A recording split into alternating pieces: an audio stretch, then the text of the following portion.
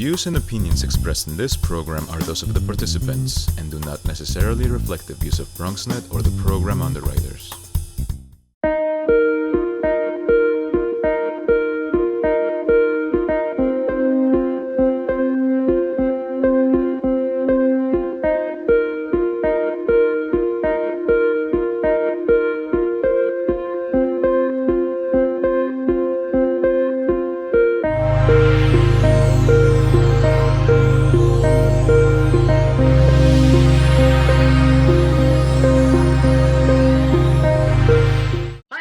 And welcome back to Higher TV. This week on the show, we'll be talking to the director of College Access Center to discuss what she and her organization are doing to help high school students and adult learners get into college. So please welcome to Higher TV, Maggie Pimental. Maggie, thank you so much for being on the show. How are you doing today?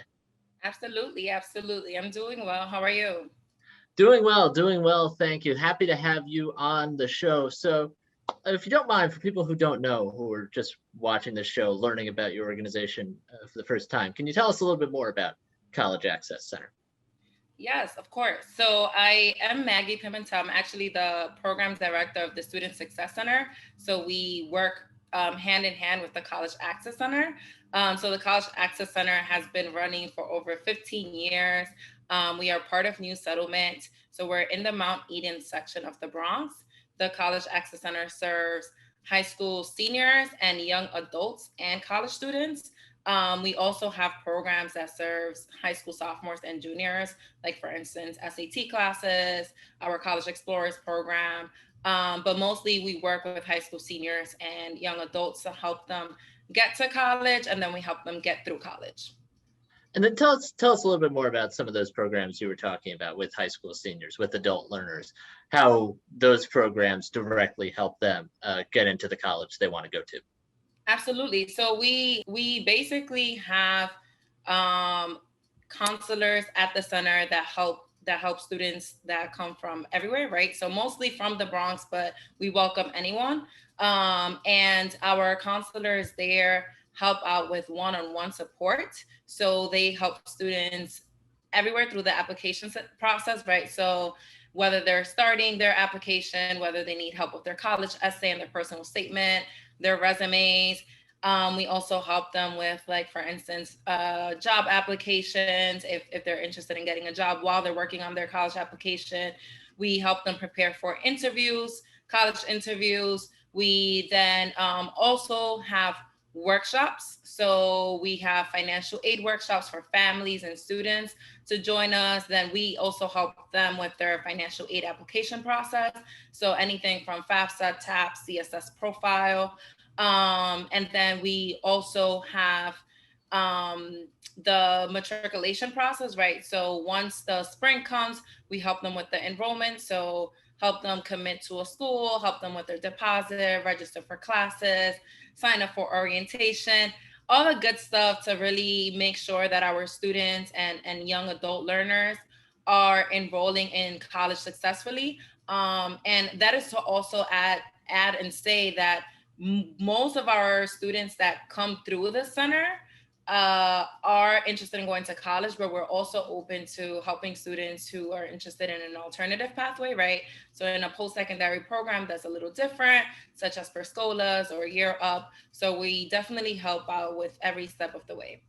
It's interesting, and it's great work that you're doing, and you going through all that kind of reminded me how stressful the process can be when you're at that point in your life. So I'm curious, on a personal level, what drew you to doing this kind of work? What inspired you to get involved in this sort of thing?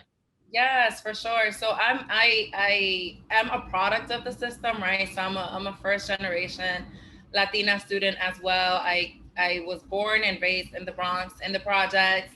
And then I went away to school, and, going to a predominantly white institution that was super expensive. I went to Skidmore College, super expensive and very prestigious, but it also opened my eyes to a whole new world that I was like, oh my God, I need to give back to my community. So when I was a sophomore, the summer before becoming a college sophomore, I became a college bridge coach. And then my senior year, I came back to do the same work again. And that convinced me that I really wanted to give back to my community by giving them options, like post-secondary options, and helping them with that transition, because I knew that education, not only for college, but for anything, right? Education was definitely necessary in our community. So that's how I got to the center. And I started my job there as an educational counselor. I was there as an educational counselor. I led our College Explorers program as well. And then after that, I transitioned into becoming a college and career advisor at Dream York Prep, which is one of our partner schools at the Student Success Center, which I'm the program director for. And then after that, I became program manager, then program director. So I'm serving in different ways for the center, for the Student Success Center. And it has been phenomenal, right, to see that, I'm a product of the system, that I know that with the right support, I succeeded. So I know that by us giving the right support to our students, they can succeed as well. And, it fills me with energy, with hope, and, seeing our students then transition into our success program. I know that our program works, and I know that students are being successful. And, ultimately our goal is that students are moving up the social economic ladder, that they're succeeding, right? Whatever success means to them. And we're here to help in any way possible. And we were talking about College Access Center, but I'm also curious about Student Success Center. Do you mind just saying a little bit about that before we let you go? Yes, absolutely. So the College Access Center is open to the community, like I mentioned, and it's open to students and young adults. At the Student Success Center, we started by building our partnership with one of the schools in the Taft Educational Campus. We have slowly grown into 4 schools in the Taft Educational Campus. So with our Student Success Center there, is a little different than the College Access Center, because we only serve the students in our partner schools at the Taft Educational Campus, which is only a few blocks away from the College Access Center. And there we have a very comprehensive model where we have our college and career advisor, but we also have 2 youth leaders and a college bridge coach. So like I mentioned, I was a college bridge coach before. So I believe in the system. And by having that peer-to-peer model year round, and then throughout the summer, we give that support to our students, and we make sure that we're building the college and career culture at these schools, especially because we know that we're working with disadvantaged schools, right? Schools that need our support, that have a high population of low-income students, students with disabilities, English language learners. And by having a college and career counselor and youth leaders, we definitely bring in that support. So we do the one-on-one counseling with students there. We do group counseling, we do workshops, we do financial aid presentations. We do a series of transition series workshops. We have a senior celebration. New Settlement also provides a scholarship fund just for College Access Center and Student Success Center students, to make sure that we are also meeting students where they're at, and providing support for financial gaps, right? We also make sure that our youth leaders and counselors are helping with like senior advisory. We do college trips, SAT prep classes. We bring representative visits from college and alternative programs. We do a college fair. And we also have our end of the year culminating events, where we raffle out a laptop and 2 iPads, just to celebrate our seniors and their post-secondary decisions and their enrollment process. Awesome. Before we let you go, Maggie, in about 15 seconds or so, where can we find you guys on the web, on social media? Where can we find out a little bit more? Yes. So for Instagram, Facebook, and Twitter, we are at the College Access Center. So if you put the College Access Center, you'll find us. And then if you just type in the web New Settlement, you'll be able to find our organization and all our programs. And then if you put New Settlement, Student Success Center, or College Access Center, you'll be able to find more information about us. Wonderful. Maggie Pimental, Program Director, Student Success Center, and the Director of the College Access Center. Thank you so much for your time. Thank you, Jimmy. Thank you for joining us this week on Higher TV. I'm your host, Jimmy Sullivan. We'll see you next week.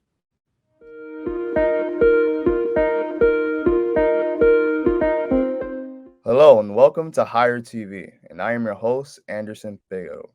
In the Bronx, one organization is changing the lives of kids through working hard, playing hard, and simply having fun. The Van Cortlandt Titans is looking to help kids grow and become more disciplined through coaching and playing football. With today with me is President and Defensive Coordinator of the Van Cortlandt Titans, Coach Ray Mack.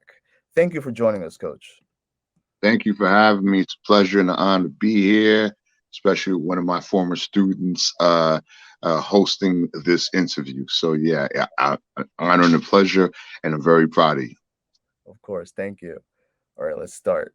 So tell us a brief history of your organization and the mission statement. The mission statement is simple. It started back in 2010, and it's always been the motto of life through football.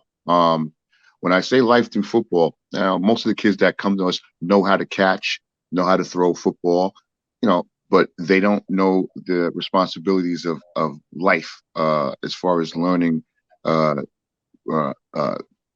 being on time, camaraderie, teamwork, sacrifice. These are the words that get gentlemen like yourself together to form a tight-knit group that's more of brotherhood. We are not just a team, we are family. Yes, I love to hear that. And, being a part of the organization for a while in my life, the organization has come a long way. What are some of the ways the organization has grown from its inception? Well, let's talk about how we started. We're looking at you're looking at spray painted jerseys, you're looking at 3 blocking pads, and the rest was just hard work and elbow grease by head coach Breeze Nascasio, aka head coach Breeze, and myself being out there along with Coach John Brito. Us 3 men did everything in our power to take our time, to sacrifice, to be out there with these kids that have a lot of potential. And especially in the Washington Heights, Riverdale section, there's a lot of potential. And if we don't utilize that, we don't sit there and get on top of that, then we lose our kids. 3 blocking pads, spray painted jerseys. We are now to 4 sets of different types of jerseys. Wow. Thanks to the parents being involved, thanks to Mitch Gershanowitz, who had his son playing with us, and his son had moved on to the next level of college, and Mitch remained still filming for us, and eventually he's now the secretary and the treasurer of this organization, as well as my wife, who's been by my side from day one. This organization has grown to extreme heights, and we're still growing. We're about to get a bantam team coming soon. Wow. 13 and 14-year-olds. Why? Because we have more dedicated coaches now, and Coach Jose Gonzo, Coach Dwayne, Coach Bruce B, and Coach Benny. We have just grown day by day. The kids, the parents, the organization, the respect level that we now have from our leagues, as well as other leagues outside of our league. It's a blessing in disguise. It's been a great ride. But 3 blocking pads and painted jerseys, sir. I remember that. I remember those days. Yes, sir. With coaching being so important to these kids and finding an outlet to learn and grow, what are some ways you've seen the program change kids for the better, and how has it helped them become more disciplined through football? Keep it simple, keep it brief. I coach defense, and I know there's a lot of kids that have problems at home. I was one of those kids that had those issues at home, parents, separations, yada, yada, yada. We all go through everyday life growing up. It's not easy being a teen. I know, I was a teen. So I encourage those guys to listen. I know you're going through things at home. I want you to bring it to the table. I want you to come to my defense and see somebody and put that person in the situation where they are feeling a type of way.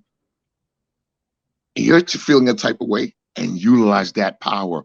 Hit, hit, make a hit, make an attack. I try to bring what they're going through at home to bring it on the field. And the accomplishment and the response and the feedback has been good. It's been a positive thing. It's kept our kids out of jail. It's kept our kids going to get careers. It's kept our kids. I have an ex-player by the name of Ponytail. Ponytail. You know Ponytail. Ponytail works for the mailing system now. He works for the post office mailing system now. I see that. I'm like, whoa, all righty then. Cha-ching. That's my pay.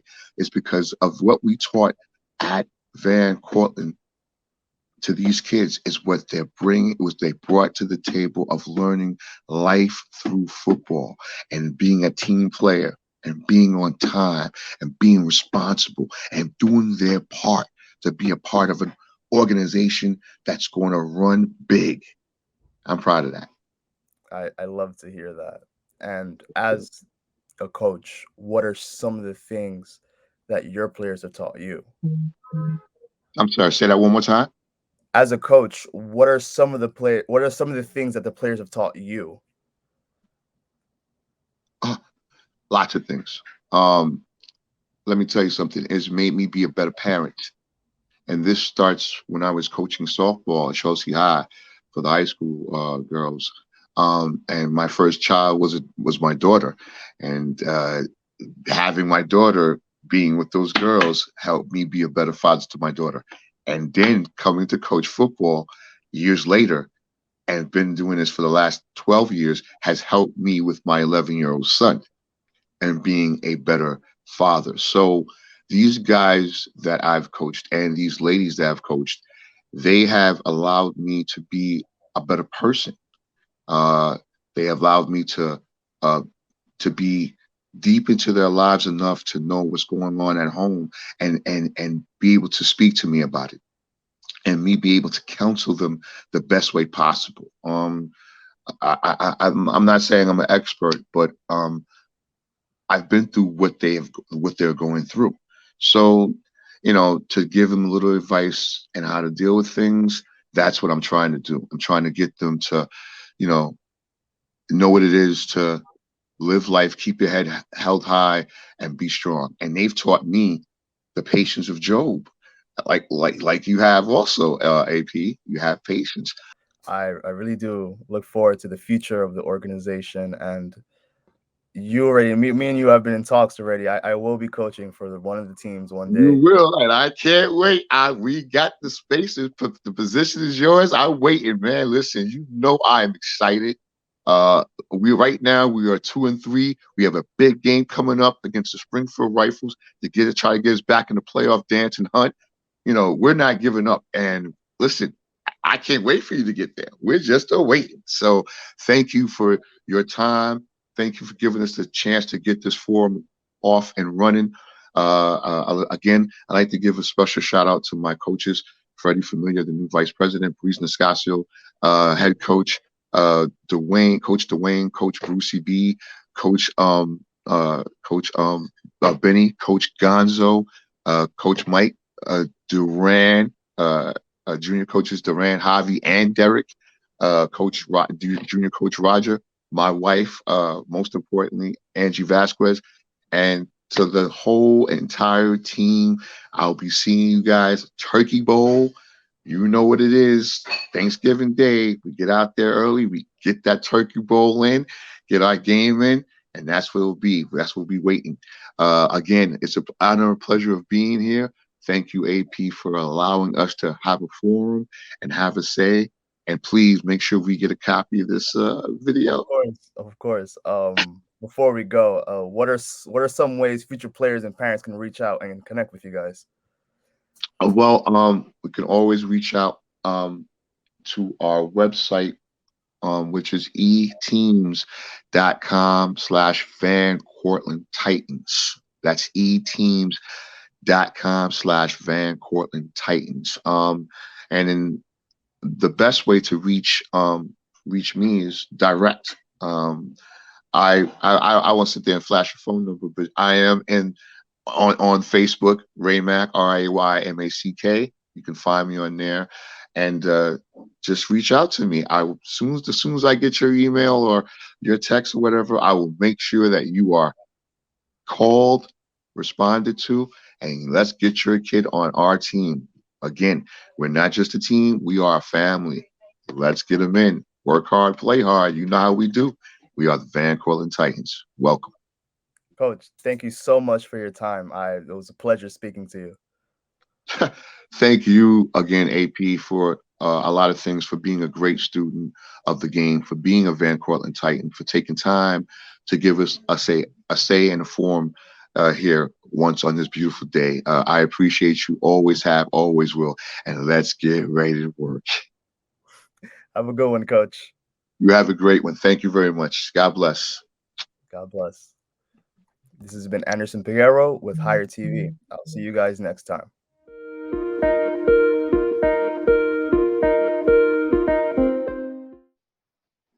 Hi everyone, welcome to Higher TV. I'm Lila Rue. Today we will take a deeper look into not only video games as a whole, but esports specifically. If you are not familiar with the term, esports are serious gaming competitions where prizes are frequently up for grabs. In the modern world of gaming, many professional esports players make a living off the profession. To tell us more about the exciting world of esports, we're having competitive esports player Madison Williams come on the show. All right, hi Madison, thank you for coming. Thank you for having me. So let's start with basics. What esport do you play and how long have you been playing?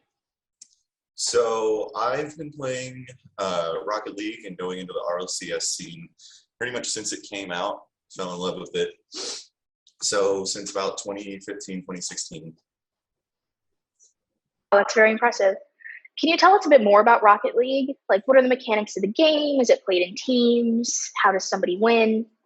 Absolutely. It is a team-based game unless you are in the solos, which would be a one-on-one instance with another competitive player. The team base goes all the way from doubles, standard, which would be a 3v3, and then they also have a chaos mode, which is a 4v4. It's really a team-based game, however. It really relies on all the players knowing what they're doing, knowing their mechanics, and knowing what they're able to do, and putting in the time to actually learn new mechanics and be better at what they're doing.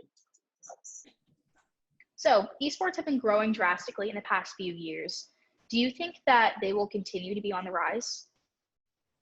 Absolutely. With so many new games and so many more competitive scenes coming up and rising, that there's so many more opportunities for it to be seen as not only just playing video games, but as playing as a sport, because you could compare it to chess. It's a thought process. You have to think about every move and understand what you're going to be doing next, and understanding all the different aspects to whatever game you're playing, whether it's anywhere from Overwatch to Rocket League, and you just get so many different things coming together that create it. So, do you think that esports will ever be viewed with the same seriousness as physical sports? And do you think that they even should be placed in the same category? So the difference between obviously an esport and an actual physical sport is what you're doing.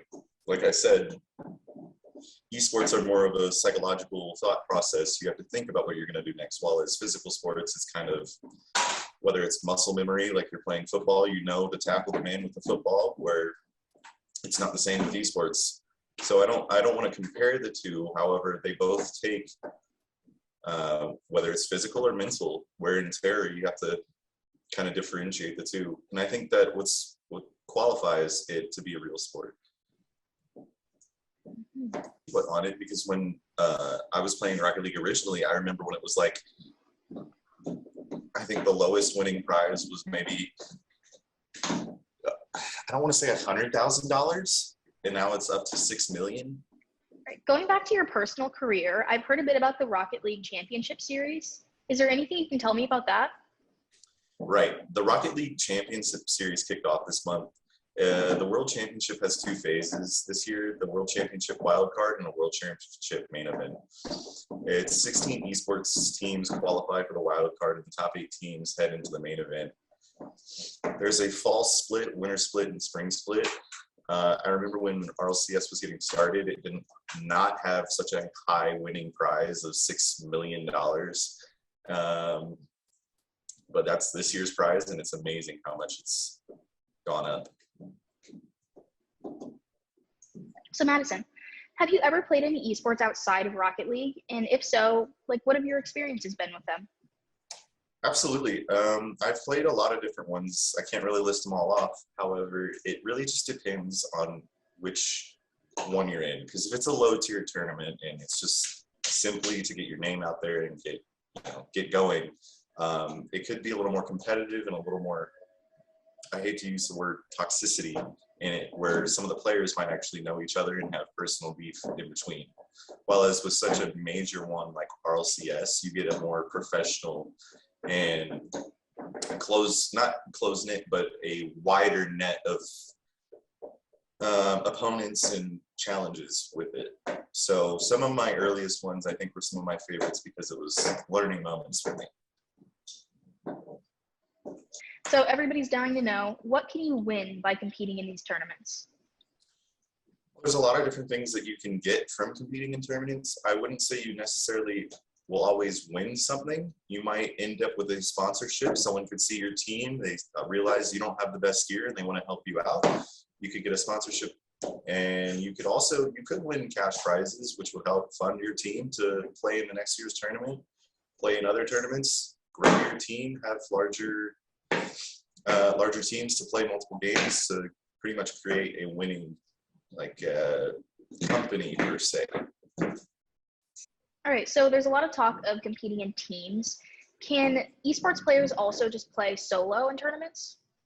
They can. More of the solo tournaments are based off of a lot of the fighting games that come out. There's a lot of Mortal Kombat tournaments and stuff like that were huge back in the day, where it was one-on-one standing at a arcade, arcade machine, like an arcade game.